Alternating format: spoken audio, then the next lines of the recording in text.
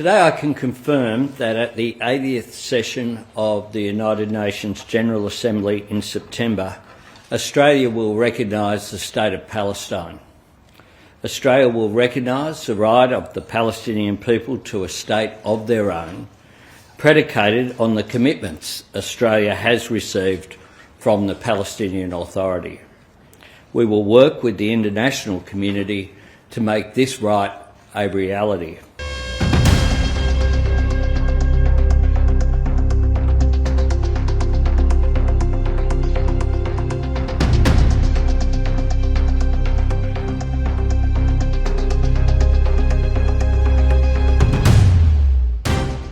Australia is making this statement today following our Cabinet meeting as part of a coordinated global effort building momentum for a two-state solution. Over the past fortnight, I have discussed this with Prime Minister Starmer, President Macron, Prime Minister Luxon and Prime Minister Ishaba, as well as Prime Minister Netanyahu last Thursday and President Abbas last Tuesday.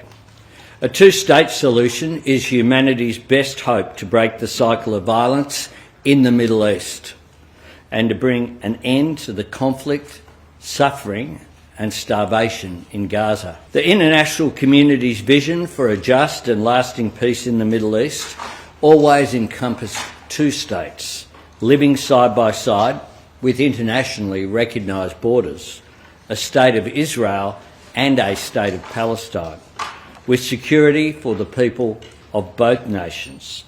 This is the plan Australia was the first member of the United Nations to vote for back in 1947, when we proudly supported the creation of the modern State of Israel as a state for the Jewish people alongside a state for the Palestinian people.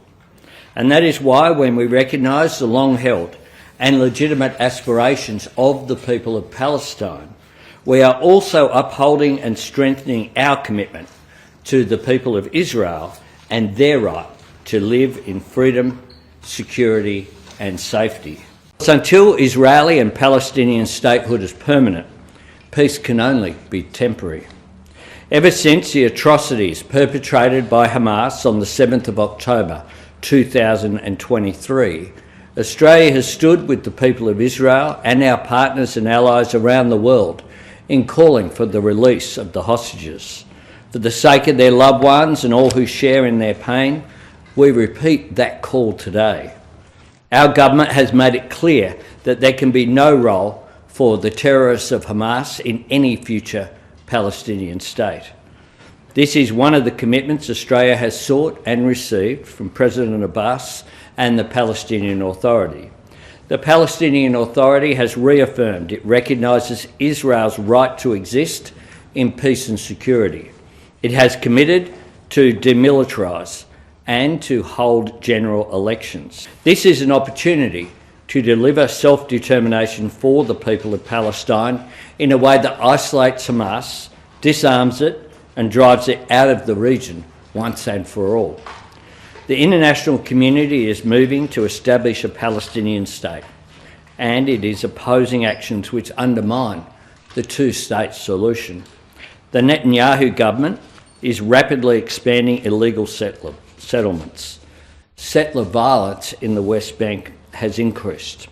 There have been threats to annex the occupied Palestinian territories and proposing the permanent forced displacement of the Palestinian people. These actions, together with the humanitarian catastrophe in Gaza, risk putting a two-state solution out of reach for a generation. I've said it publicly and I said it directly to Prime Minister Netanyahu. The situation in Gaza has gone beyond the world's worst fears. Far too many innocent lives have been lost. The Israeli government continues to defy international law and deny sufficient aid, food and water to desperate people, including children. This vital aid must be allowed to get to the people who need it most. This is about much more than drawing a line on a map. This is about delivering a lifeline to the people of Gaza. I understand that on this issue, history casts a long shadow.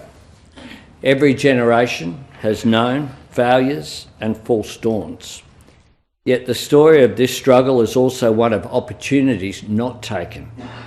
That is where the risk of trying is nothing compared to the danger of letting this moment pass us by. The toll of the status quo is growing by the day, and it can be measured in innocent lives. The world cannot wait for success to be guaranteed. That only means waiting for a day that will never come. There is a moment of opportunity here, and Australia will work with the international community to seize it.